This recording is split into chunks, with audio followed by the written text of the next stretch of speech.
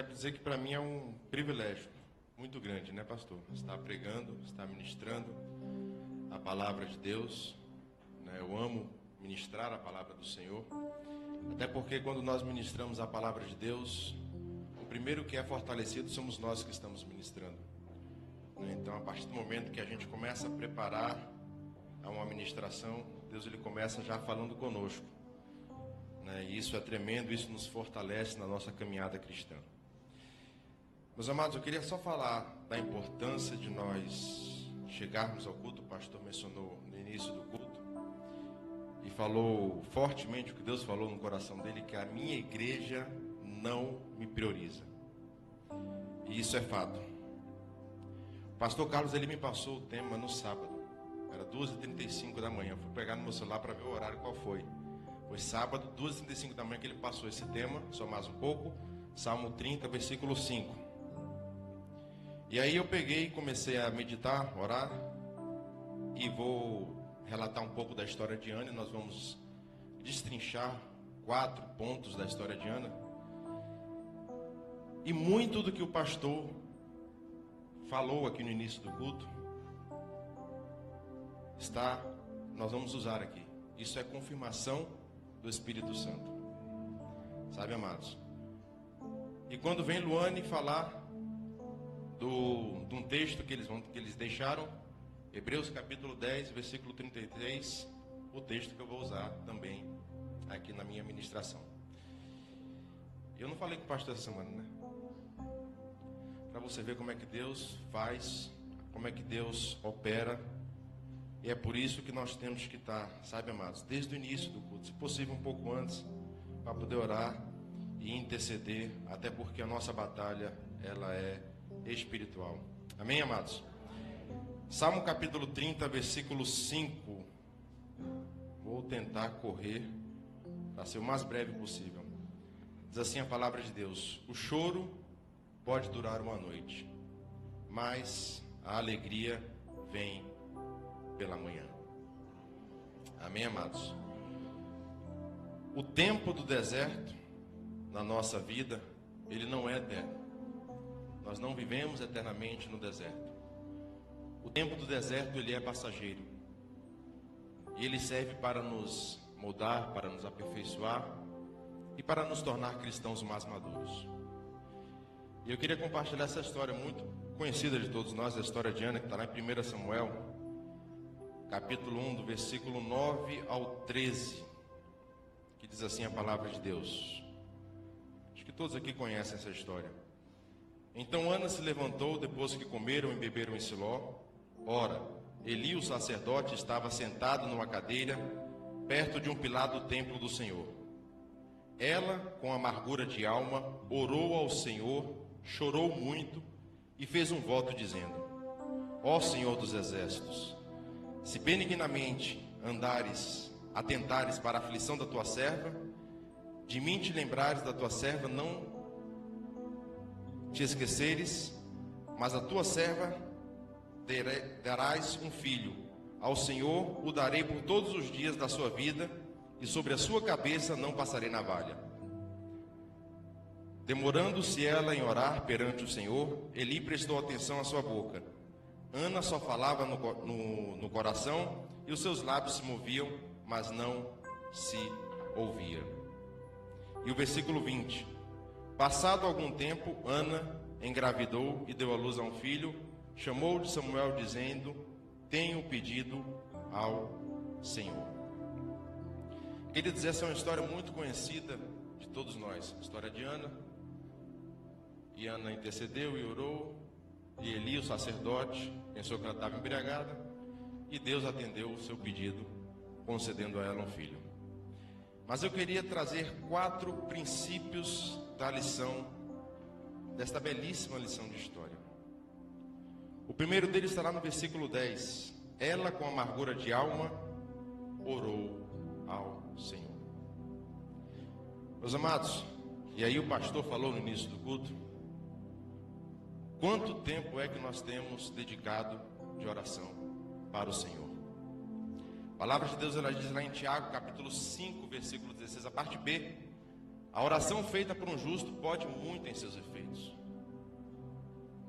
A única arma de ataque de Efésios capítulo 6 é a palavra de Deus, e uma grande arma que nós não usamos é a oração. É com a oração que nós conseguimos vencer as batalhas da nossa vida. É com a oração que nós conseguimos derrubar os grilhões e as cadeias que nos rodeiam. E quanto tempo é que nós temos dedicado para orar, para buscar a face do Senhor? É muito fácil nós só querermos as bênçãos de Deus, mas nós precisamos orar para ter intimidade com o Senhor. Porque o Senhor, por muitas vezes, e o pastor falou muito bem no início do culto, quer falar conosco. Ele às vezes até fala, usa irmãos, fala conosco, mas a gente está tão desantenado, a gente está tão desfocado do Senhor, que a gente não consegue mais nem ter sensibilidade para ouvir a voz do Senhor. Deus ele nos adverte para nós orarmos mais, fala para nós orarmos mais, e parece que a gente não dá ouvido. E aí a gente passa por problemas, situações, para que a gente possa aprender a entender, a priorizar o Senhor Jesus Cristo. Porque o Senhor quer que nós nos tornemos dependentes dEle. Ele quer que eu e você sejamos totalmente dependentes do Senhor Jesus Cristo. E a oração é uma das poderosas armas que nós precisamos usar para nós vencermos qualquer adversidade da nossa vida, qualquer luta que nós porventura estivemos passando. Um segundo ponto está lá no versículo 12. Versículo 12. Demorando-se ela em orar. Em algumas traduções você vai ler a palavra perseverando em oração. Ou seja, ela perseverou em oração.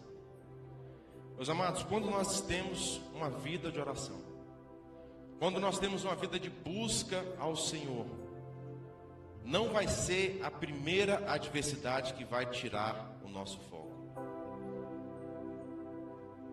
Se nós não perseverarmos em oração, se nós não perseverarmos em buscar ao Senhor Jesus Cristo, nós não iremos conseguir desfrutar a boa, perfeita e agradável vontade do Senhor. Tem pessoas que começam a orar, e o pastor ele falou uma coisa muito importante, quem prestou atenção, do desafio de uma pessoa cuidar de uma vida durante 3 meses, de 4 vidas no ano. 4 vidas é muito pouco, gente.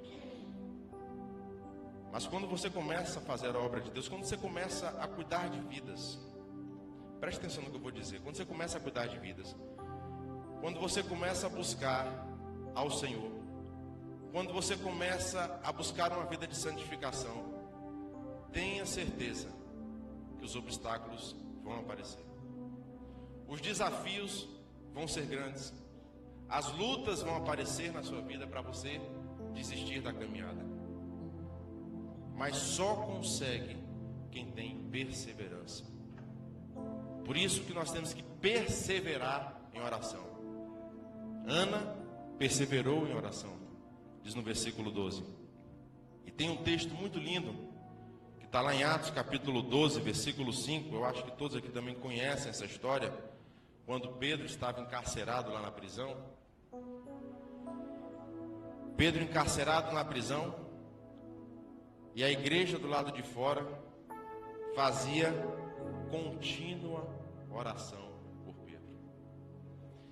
Orava sem cessar, e nós sabemos o final da história. Pedro foi liberto das cadeias pelos anjos. Porque a igreja fazia contínua, ou seja, não parava de orar. Ana perseverou em oração, diz a palavra de Deus. Perseverou. Se você quer que o choro pode durar uma noite, que a sua alegria venha pela manhã, ore. Mas não somente ore, persevere em oração. Sabe, persevere em oração. Não olhe os obstáculos, porque nós não olhamos como os homens olham. Nós temos um Deus que tudo pode. E nós não vivemos com as circunstâncias deste mundo. Porque se nós vivermos de acordo com as circunstâncias, a gente para a nossa caminhada. A gente não caminha, a gente não sai nem de casa. Porque a violência está tão grande, que se a gente for olhar os jornais, a gente vai ficar preso dentro de casa. E não vai sair.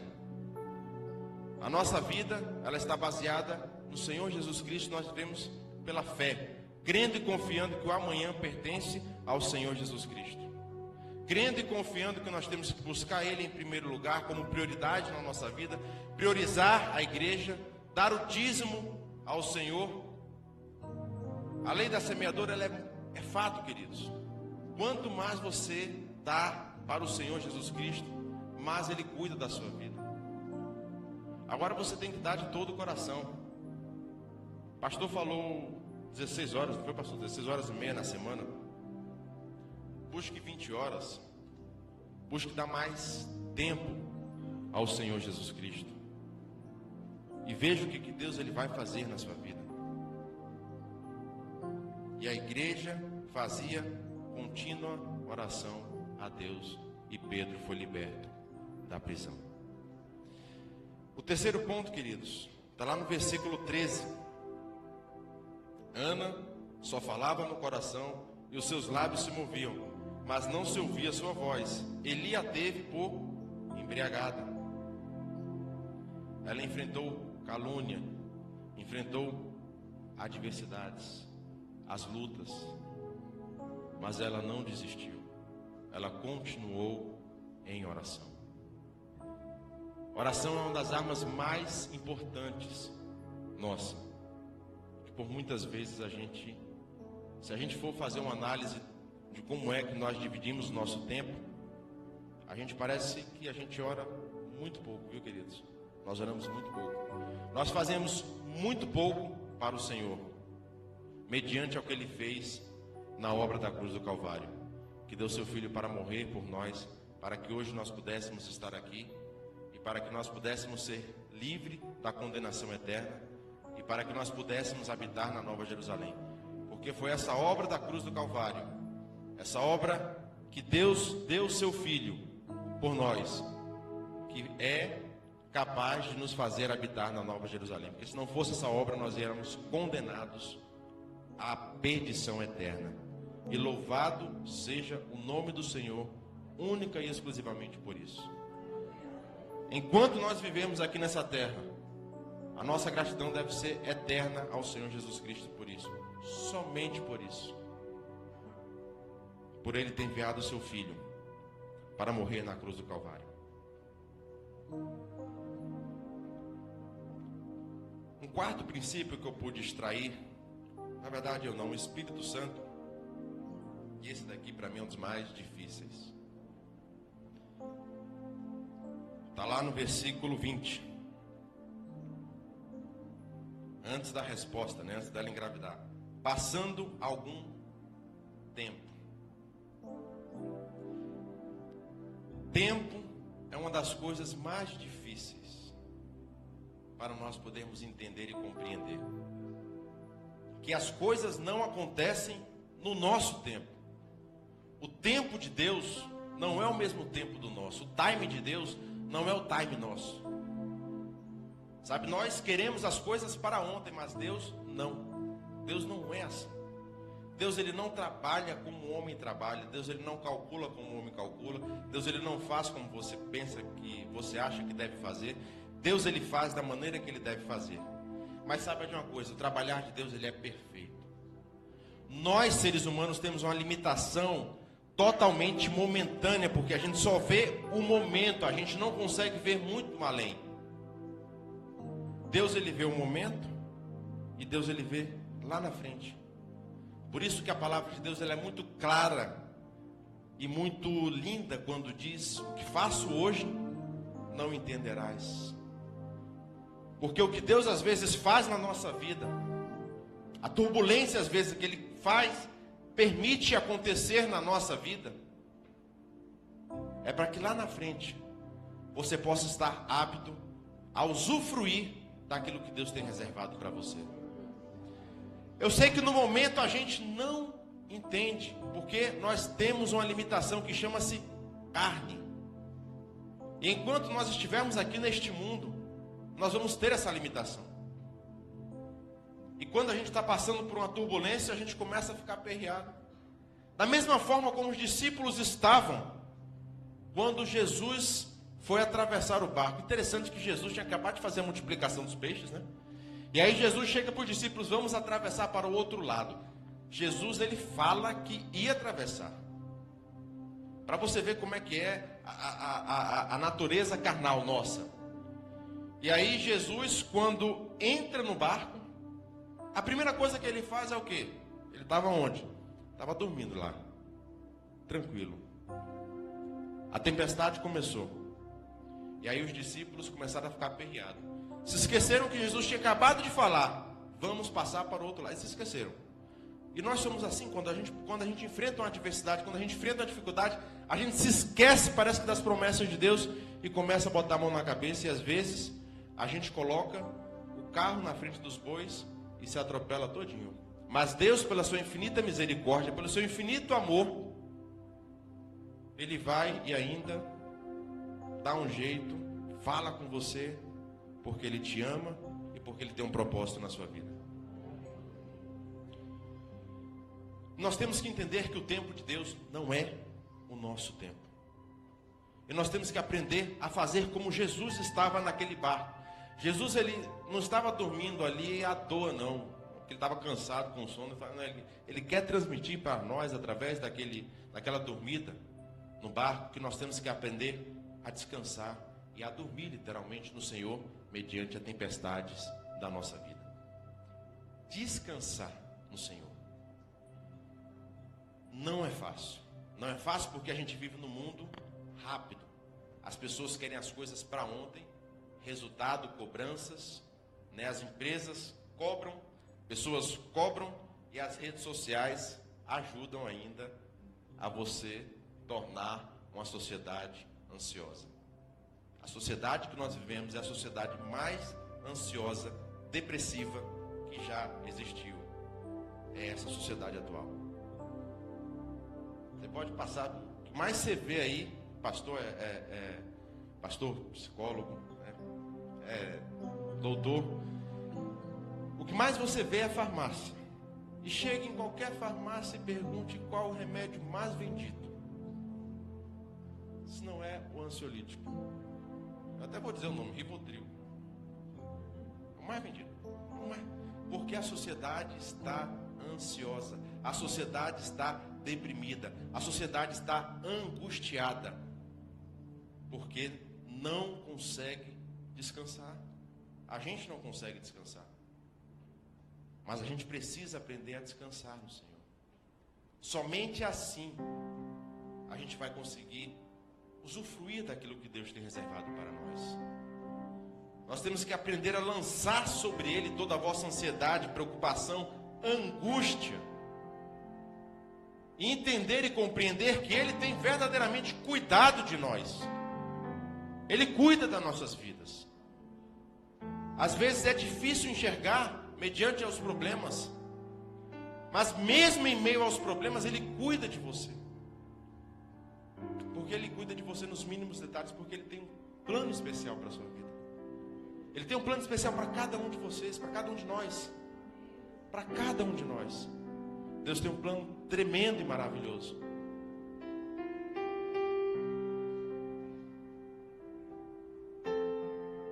Oração. Perseverança em oração. Enfrentar calúnias e adversidades. Tempo. Entender que as coisas não é no nosso tempo. Aí eu vou para o texto que Luane citou, Hebreus capítulo 10, versículo 36. Porque necessitais de paciência, para que depois de haver desfeito a vontade de Deus, possais alcançar a promessa. Necessitais de paciência, para que depois de haver desfeito a vontade de quem? De Deus, não a nossa, de Deus, possais alcançar a promessa. Está vendo? A promessa, mas antes vem o que? A paciência. Acho que uma das coisas mais difíceis. Pelo menos para mim é difícil. Eu sou um cara muito acelerado. Eu sou muito elétrico. Né? Mas Deus tem tratado. Vai eu exercitar a paciência. Porque Ele só trata conosco, ele só vai fazer com que a gente seja paciente, nos colocando em situação que nós precisamos exercitar a paciência. Senão você não é tratado. Um jogador de futebol só aprende a jogar a bola, está ali um jogador ali. Se ele treinar, não é isso? Então, tem que treinar. Se quer exercitar a paciência, peça a Deus paciência. Você precisa de paciência, Ele vai te colocar em situações que você precisa exercitar a paciência. Vai te colocar do lado de uma pessoa, dá vontade às vezes de você esganar aquela pessoa. Aquela pessoa, né? Dá vontade de você falar logo, mas você tem que exercitar a paciência. Tudo isso é Deus trabalhando no seu caráter, viu? Tudo isso é Deus te moldando, Deus te preparando, Deus te lapidando. Esse lapidar de Deus às vezes dói, viu? Mas a obra final, porque Deus ele já viu o final. A obra final é maravilhosa. Você é uma joia preciosa nas mãos do Senhor Jesus. Deus tem algo tremendo e maravilhoso, meus amados. Deus já se fez presente desde o início do culto aqui, meus amados. Quem não sentiu a presença do Espírito Santo aqui esta noite? Coisa tremenda, maravilhosa o que Deus está fazendo aqui esta noite. E no versículo 20 vem a resposta da oração, já estou finalizando. Deus ouviu a oração e lhe concebeu um filho. Oração, perseverança em oração, enfrentou calúnias e adversidade, e enfrentou também o tempo. Foi necessário exercitar a paciência, porque a palavra de Deus, ela não diz que Ana apenas engravidou, ela diz, passando algum tempo, Ana engravidou e deu à luz a um filho. Eu vou finalizar com 12 versículos. Tiago capítulo 4, versículo 3. Nós temos que orar. Temos que exercitar a oração. Olha o alerta do apóstolo Paulo. Pedis e não recebeis, porque pedis mal, para os gastardes em vossos deleites. Os nossos pedidos, as nossas orações, não tem que ser orações egoístas para atender às nossas vontades, para satisfazer os nossos desejos. Não. Olha o alerta do apóstolo Paulo. Pedi e não recebeis, porque pedi mal, para gastardes em vossos deleites. Se você fazer o que o pastor falou no início do culto, eu acho que todos não estavam aqui no início do culto, eu vou repetir o que o pastor falou, para você deixar de pedir mais para você e pedir para o próximo.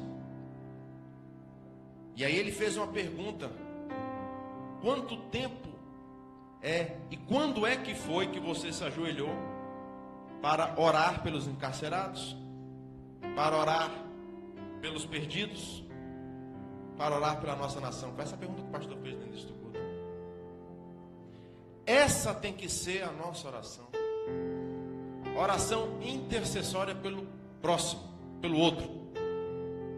Porque quando a gente começa a orar e interceder e cuidar do problema dos outros, Deus cuida dos nossos. Deus toma conta da nossa vida. O grande exemplo é Jó. Jó só teve a sua vida transformada, só teve a sua vida restaurada e restituída tudo em dobro quando ele parou, porque Jó, ele, desde o início da sua provação, até ele entender e compreender que necessitava parar, orar pelos seus amigos, entender a soberania de Deus, ele passa o livro praticamente todo de Jó se auto-justificando mediante as indagações dos seus amigos. Se você for ler depois o livro de Jó, você vai ver que ele se auto-justificava o tempo todo se auto-justificando para os seus amigos e para Deus. Quando ele parou, né, e quando ele começou a interceder pelos seus amigos, ele teve a sua vida transformada e restituída.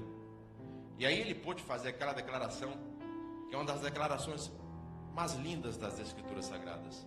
Antes eu te conhecia, de ouvir falar, mas agora de contigo andar. É isso que Jesus quer de nós. Jesus quer não somente que você conheça Ele, somente de ouvir uma ministração, somente de ouvir uma música, mas Deus, Ele quer que você tenha intimidade com Ele. Deus quer que você o busque como prioridade. E eu deixo 2 perguntas e vou finalizar com um versículo.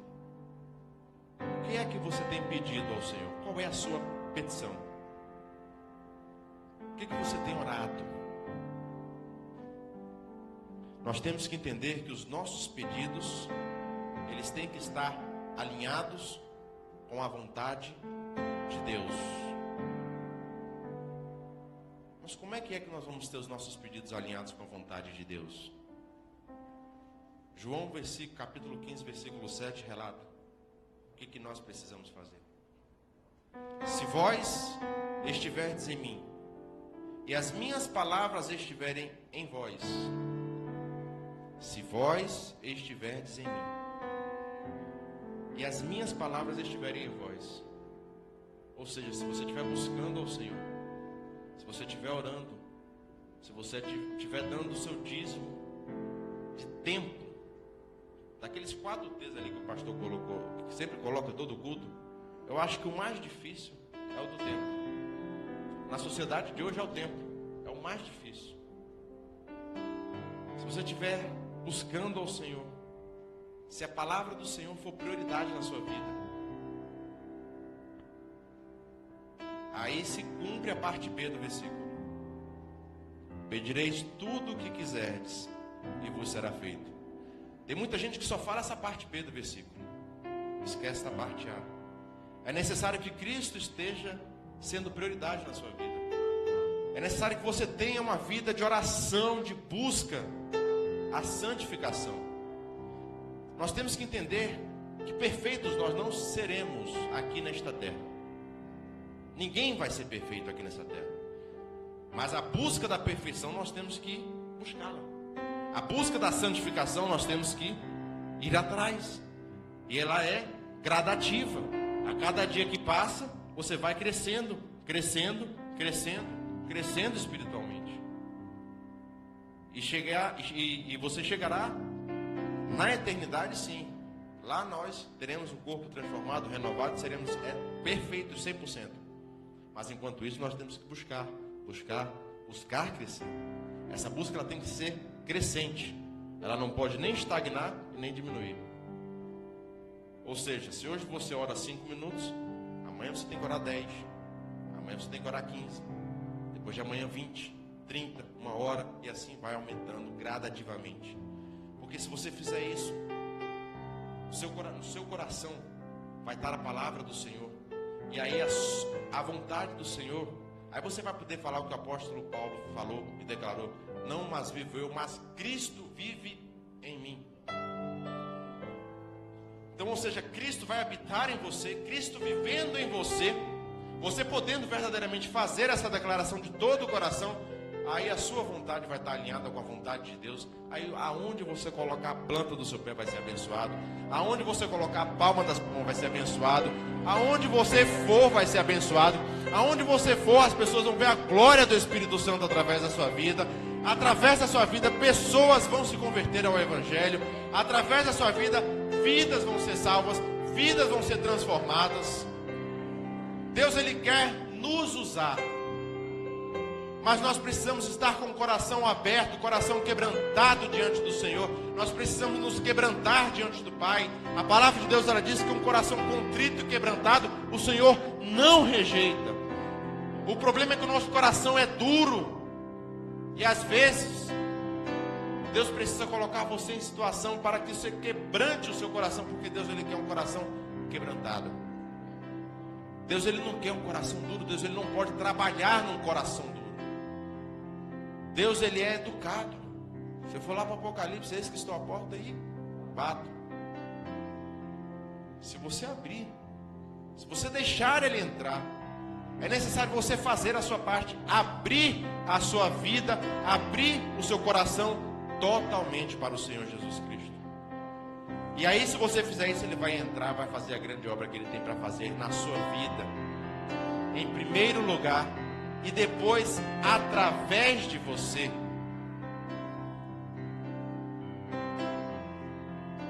Orar, perseverar em oração, enfrentou calúnias, adversidades, tempo,